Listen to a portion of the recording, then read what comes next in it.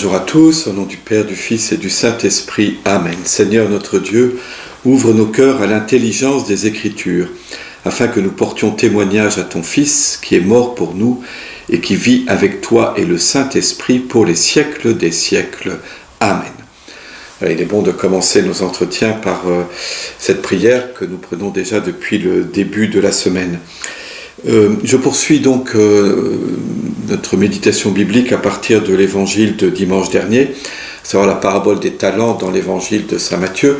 Aujourd'hui, à la messe d'aujourd'hui, nous avions la version de l'évangile de Saint Luc, qui est un peu différente. Mais voilà, je reste sur celle de Saint Matthieu, et je voudrais aujourd'hui méditer à partir du verset 19 de ce chapitre 25 de Saint Matthieu. Longtemps après, le maître de ses serviteurs revint et il leur demanda des comptes. Dernière fois, nous avons médité sur ce longtemps après, ce temps qui peut apparaître long avant le retour du Seigneur, sur les serviteurs qui sont des intendants en fait, et aujourd'hui c'est « il leur demanda des comptes ». D'ailleurs, cette expression « il leur demanda des comptes » se trouve évoquer le jugement divin. Et c'est sur ce jugement divin que je voudrais réfléchir avec vous. Au fond, le maître, à son retour, demande à chacun de ses serviteurs « Qu'as-tu fait du don que tu as reçu ?» Et je trouve que c'est une prière qui nous est adressée à nous aussi. Qu'avons-nous fait du don que nous avons reçu ?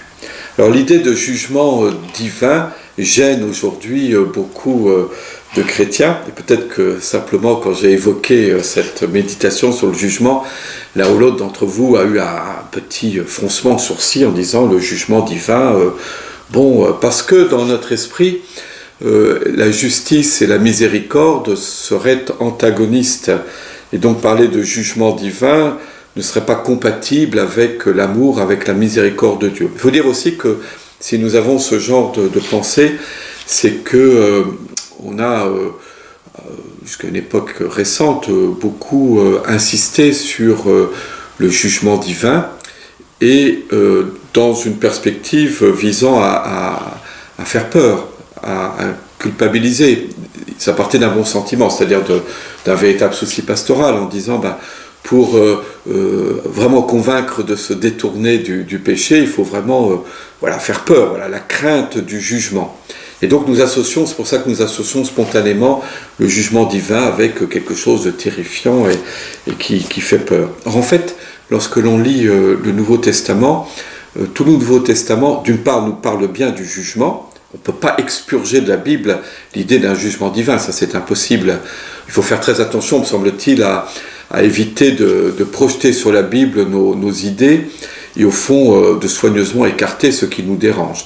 Alors l'idée du jugement divin peut-être nous dérange, certains d'entre nous en tout cas, mais on ne peut pas l'écarter de la Bible, ça, il n'y a rien à faire. Mais par contre, ce que nous dit le Nouveau Testament, c'est qu'en Jésus-Christ, nous avons pleine assurance au jour du jugement divin. Alors, j'ai ici la citation, vous pourrez reprendre ça, dans la première épître de Jean, au chapitre 4, les versets 17 et 18, « L'amour bannit la crainte ». L'amour bannit la crainte, et donc nous avons pleine assurance au jour du jugement divin. Pourquoi est-ce qu'il est important de maintenir cette idée d'un jugement sur nos actes ? En effet, si jamais il n'y avait aucun jugement, c'est-à-dire que si quoi que nous ayons fait sur terre, de toute façon Dieu, de manière parfaitement indifférente à nos actes, nous introduisait systématiquement dans le paradis, au contraire nous envoyait systématiquement dans l'enfer, c'est à peu près la même chose, alors nos actes n'auraient aucune consistance, aucune portée, aucune importance. Notre liberté n'aurait aucun poids. Pourquoi faire le bien plutôt que le mal ? Puisque de toute façon, Dieu nous introduit au paradis, au contraire, Dieu nous jette en enfer, quoi que nous ayons fait. Il n'y aurait plus aucun sérieux à notre vie humaine. Notre liberté n'aurait aucune consistance. Alors, ce n'est pas du tout la pensée biblique. Il est bien clair dans l'Écriture sainte que nous serons jugés sur nos actes et que donc l'engagement de notre liberté importe au plus haut point. Il y a un sérieux de l'existence humaine ainsi mesuré par le jugement divin. Sinon, pourquoi nous fatiguer à vouloir à faire des efforts, à vouloir aimer notre prochain, plutôt que de laisser libre cours à nos pulsions, à nos envies, à notre égocentrisme. On peut se poser la question, pourquoi s'embêter à prendre soin du prochain, à essayer d'aimer notre frère, qui parfois est un peu pénible, si jamais de toute façon, quoi que nous fassions, cela serait indifférent à Dieu. Mais Dieu nous aime. Et quand on aime quelqu'un, on n'est pas indifférent à ce que cette personne fait. C'est pour ça que nos actes mauvais mettent Dieu en colère.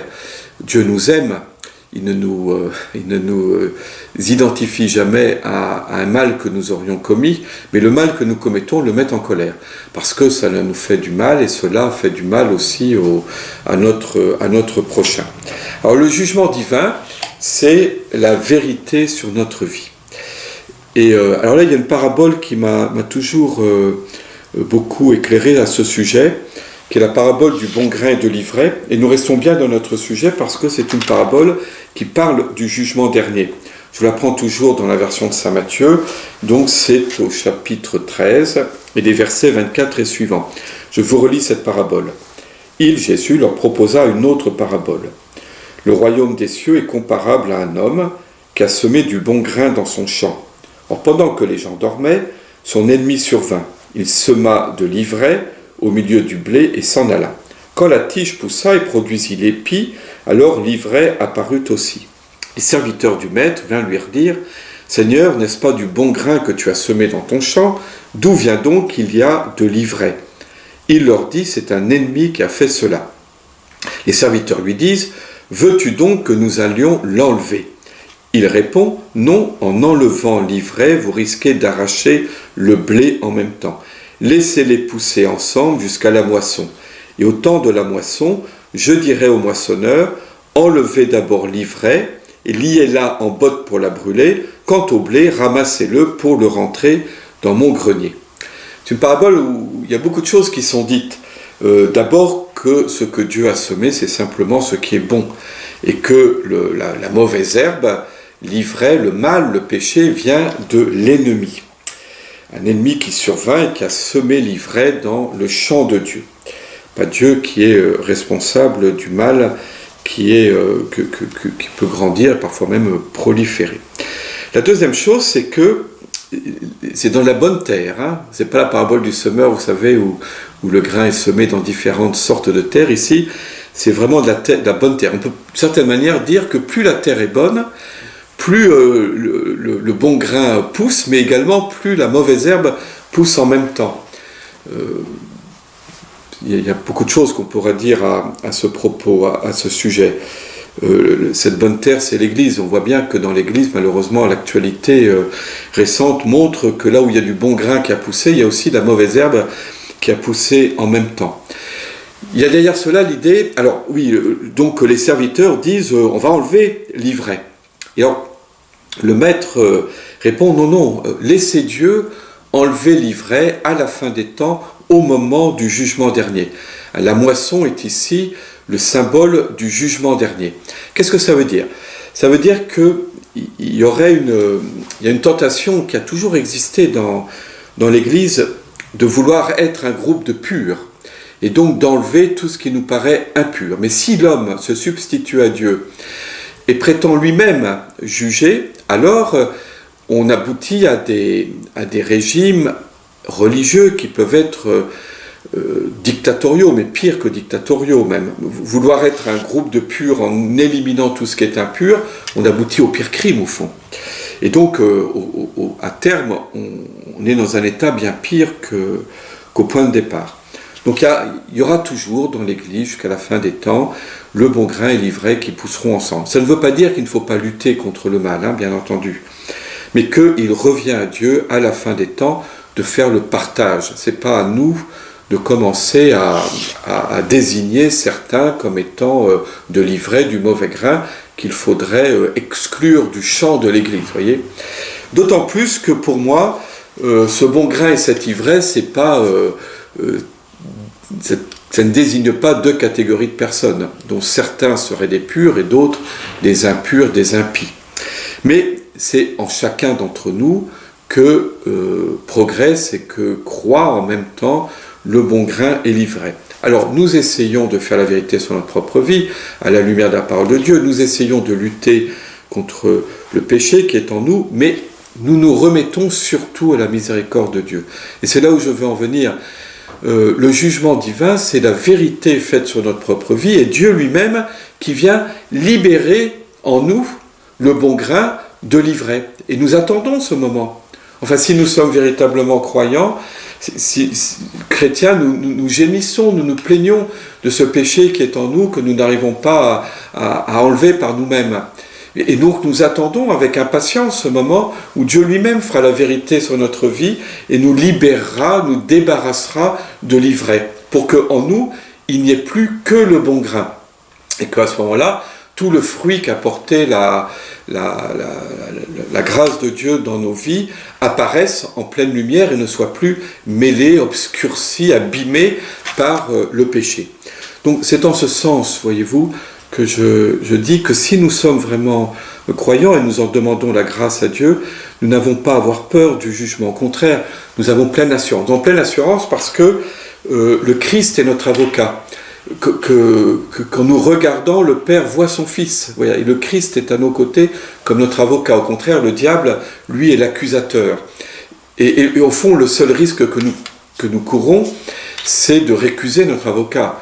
C'est d'être du côté de l'accusateur, c'est-à-dire d'entrer dans cette forme de désespérance dans laquelle le diable veut nous entraîner, lui qui est le désespéré par excellence. Et le risque que nous courons au moment du jugement dernier, c'est d'être tellement attachés à l'ivraie, à la mauvaise herbe, au péché, que nous ne voulons pas en être débarrassés, que nous refusons même de voir qu'il puisse y avoir dans notre vie du bon grain. Alors que le Seigneur, au contraire, veut nous libérer de cette ivraie pour que le bon grain puisse s'épanouir.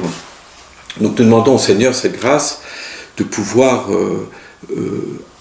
avoir pleine assurance au jour du jugement, au jour où la vérité sera faite sur notre propre vie, de surtout que le Seigneur nous garde de désespérer face à notre péché, comme l'accusateur, le démon, là où voudra l'accusateur, et que nous puissions nous réfugier dans les bras de celui qui est venu parmi nous pour prendre sur lui notre péché, pour nous en libérer, et qui est notre avocat Jésus-Christ. Là, nous poursuivrons demain.